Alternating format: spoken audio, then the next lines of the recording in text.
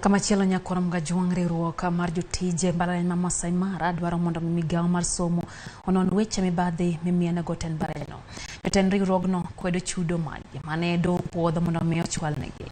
Dono ng'ado mondo mi ochulnegi shillings milion 60. Giwacho ni chudo mar omenda maromo milion 30 osetim mana ni itime e yo ma ok oyangore.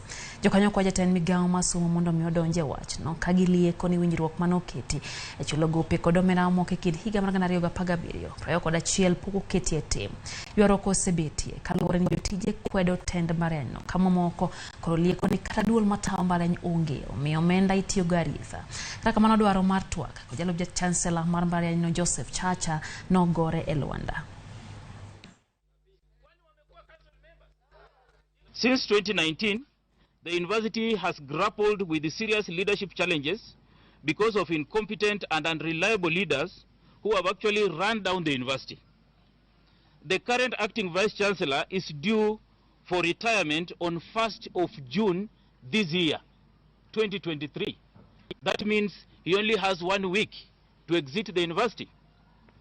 And it poses a serious risk to the university running into a constitutional crisis because of an availability of university council, an availability of university vice-chancellor, and an availability of a substantive university deputy vice-chancellor administration.